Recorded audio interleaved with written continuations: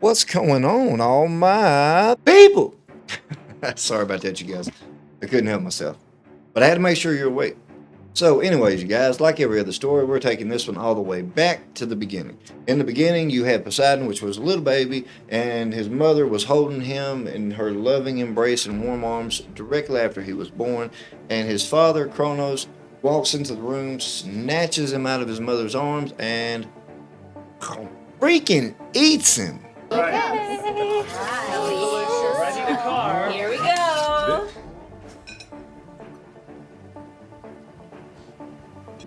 What? Yeah, no, I know. He freaking ate it, bro. But how did he even, like, trying to picture it in my mind? And like, how do you even. Bro, I get it, but I got a long story. Can I tell the story, please? Oh, yeah. Go ahead. You're doing a great job. Sorry. So, anyways, you guys, as I was saying, so Poseidon would actually stay in his father's stomach until finally he reached adolescence, and his brother Zeus would come back home with the help of Rhea brewing a potion. Zeus would slip it into Kronos' drink one night during a big festival. Kronos would throw the drink back, in which he just induced vomiting.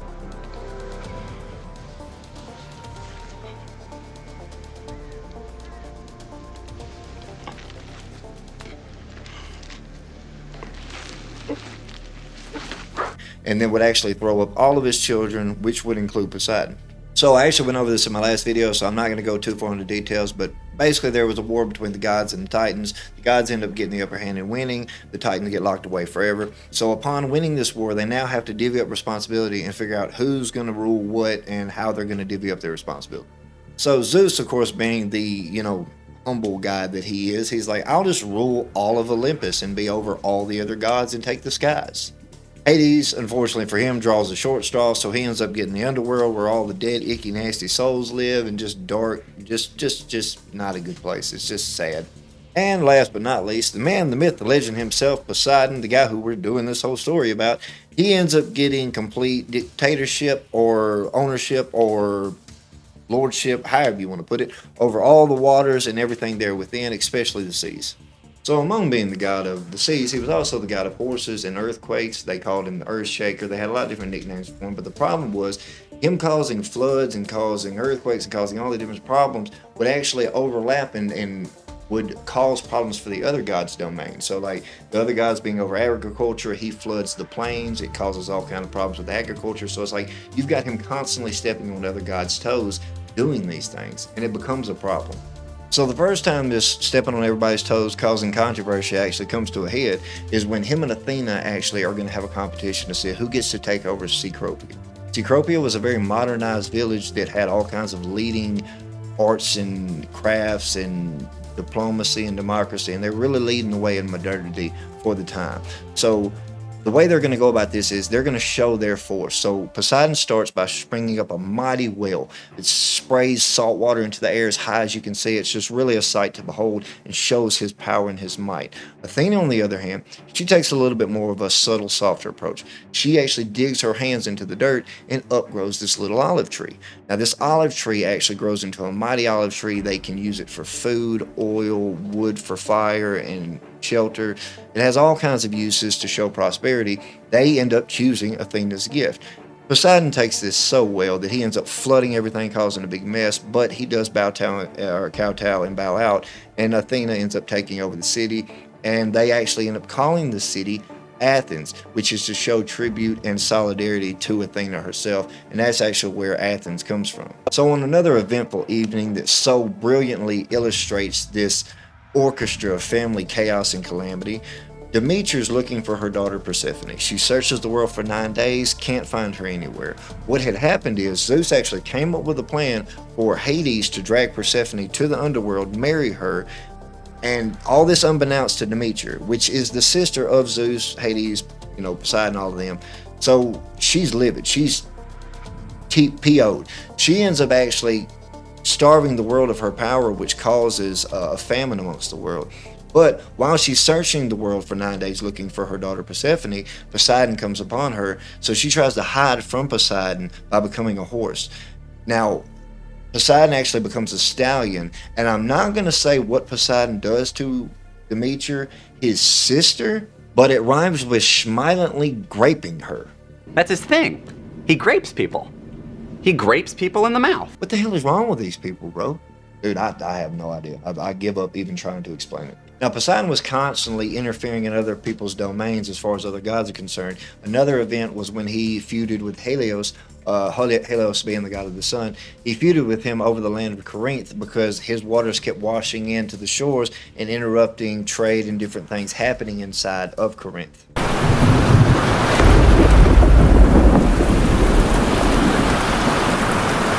With Poseidon and Helios being unable to find a middle ground or come to terms, they actually went and sought out Briareus, which was one of the 3 Hecatoncheires, also known as the 100-handed ones. They went to him to try to mediate or play middleman, as they respected him, for he was immense and strong in stature. He was also known as the god of storms.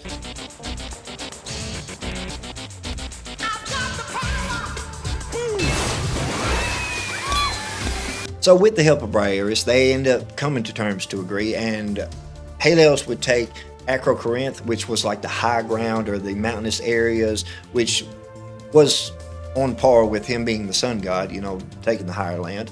And Poseidon would end up taking Isthmus of Corinth, which was like the low seabedded area, which is on par with him because him, of course, being the god of the seas, it's right there in his domain. So they actually split the land in 2 in order for them to both have their claim.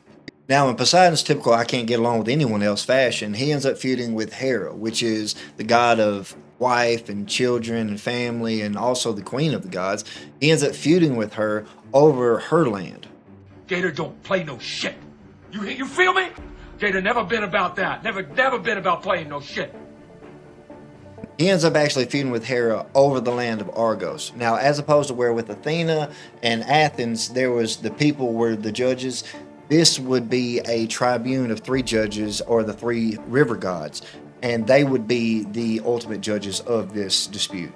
So each of them state their case. Poseidon says why he should, Hera says why she should, and the tribune ends up judging in favor of Hera and says that she should be the patron of and have rightful ownership to the land of Argos. And in his I can't stand losing typical fashion, in a fit of jealous and petty rage, Poseidon ends up flooding the entire place, causing all kinds of chaos and devastation, and actually dries up the waters of the rivers of the river gods themselves who judged the competition in the first place. So Poseidon's just making friends everywhere at this point. Larry, what the hell are you doing? Larry! Larry, you can't just... Oh, Larry! Oh, are you alright? How did... Larry!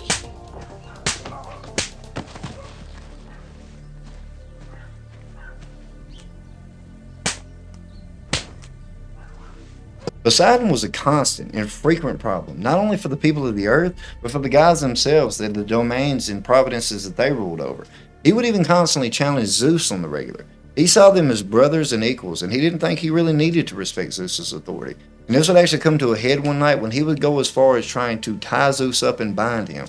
So in this instance, this would be one of the only times I know of when Poseidon actually played as a team trying to accomplish a goal. So, you know, kudos to him for that, I guess. So in this particular example, you got a lot of major players in on this one. You got Apollo, you got Athena, you got Poseidon, you got Hera, who was Zeus's wife and sister. Bro, what is wrong with these guys and constantly trying to sleep with their family members? Dude, I'm like mid-story here, bro. That's my fault. Go ahead. Finish. Sorry. So anyways, as I was saying, she's actually the one who instigated and started the coup because she's sick and tired of his overbearing ways, his constant infidelities with this, that, and the third, and quite frankly, him just being an all-around douchebag.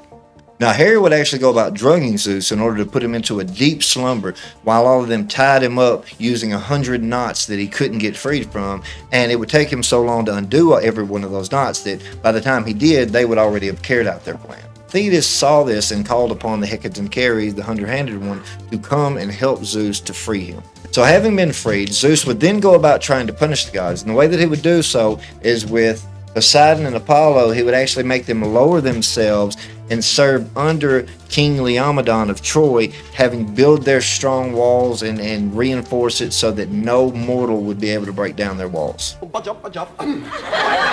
How dare you sit, sir, in the presence of your betters? Get up! Oh, Christ, yes, I forgot. You speak when you're spoken to! Unless you'd rather be flayed across a gun carriage? Well... Now, Hera's punishment was far worse in my opinion. She was actually hung from the sky by her wrist with golden shackles and had anvils tied around her ankles, pulling her down. Start calling her Stretch Armstrong Hera after that punishment. After all was said and done, Zeus would make them swear and pledge allegiance to him never to try anything like this ever again, and Hera would go on to intrigue and infiltrate any plan of Zeus's that she possibly could at any point that she had a chance. It's weird. It's almost like habitually cheating on your wife over and over and over again will start to make her absolutely hate you after a while. Now, there are so many different exploits and adventures of Poseidon's, I couldn't fit it all into this video, or at least couldn't go in depth as much as I wanted to into each story, but there's one story that I really wanted to touch on that, quite frankly, bothers me the most, and I think you all have heard of it in one way or another, and that is the story of Medusa. Now, Medusa was a young priestess in the sacred temples of Athena, and her beauty was beyond measure. She had long, golden, beautiful hair, and anyone who looked upon her was just entranced by her beauty. I mean, she was that beautiful. Baby, ain't I good to you? There's nothing too good for a man so true. Gee, honey, ain't I good to you? However, despite how absolutely beautiful she was, she lived a life of celibacy and chastity, devoting herself completely and totally to Athena, and never once wavering from that, being absolute in her devotion to Athena. Now, Medusa's story, unfortunately, despite how virtuous and pure and devout she was, would become one of tragedy, because Poseidon would happen to notice her and her beauty and become infatuated with her. And like every other mythological god, once they see something that they want, well, then they just take it. So then Poseidon, being the sweetheart, romantic gentleman that he is, he decides to break into the sacred temple of Athena and commence to violently, her. Yeah. That's his thing. He grapes people. He grapes people in the mouth. Now, after doing this, of course, Poseidon being an Olympian god, well, he's above reproach. So Athena doesn't bring the issue to him or even contest him about it. What does she do? She punishes Medusa for it. Athena would pour out all her rage and fury on Medusa, whom didn't deserve it, and turn her long, beautiful, golden, flowing hair into a mass of curled, venomous snakes, and make it so that anyone who ever looked upon her again would instantly be changed into stone, transforming this beautiful, young, pure priestess into an absolute monster. Now, Medusa would actually be banished to the island of Sarpedon near Sistine and made to remain there until the end of her days, until eventually Perseus would come along and chop off her head. Unfortunately, it's a sad end to a sad story that never should have happened, because the real punishment should have been taken out on Poseidon, but we all know that mythological gods get away with murder. It's not that I'm jealous, but Jesus, you get away with everything. Dude, that story sucks, man. Like, she didn't deserve any of that. Poseidon should have got all that punishment. What the hell is wrong with these people? I get it, bro. Believe me. I don't know, man. It's like you said. This sucks, bro. Bro, I swear, if I was an ancient god, bro, I'd be sympathetic and caring and loving and merciful. Your ass would be another Apollo. That's what you'd be, bro. Be honest about it. Just don't call me Apollo. I would be. You'd be Apollo. I'd be amazing. I'd be wonderful. Bro, would you let me finish this video, please? Do what you must. I will let you finish that video. Oh, what? What is wrong? I don't get paid enough for this shit. You don't get paid anything. Shut up and let me finish the video. Jesus. Anyways, you guys, that's pretty much the story for the day. There's other stories I could have went into with Poseidon, him going after Odysseus and all these different things, but I wanted to give those stories that were the heart and the soul of what these gods pretty well are, which is jealous and petty monsters. Like, they're terrible, bro. Like, I don't know, like, how anyone prayed to them and still does today. There's still people out there that pray to these gods today, and it's like, dude, me personally, I tend to pray to a God that's capable of great and merciful and amazing things that I can't myself comprehend or come to fruition to. But you know, I guess if you want to pray to tyrannical, jealous, monstrous human or gods, then I guess, you know, each their own. So anyways, but as always, I love you guys. Stay woke, my friends.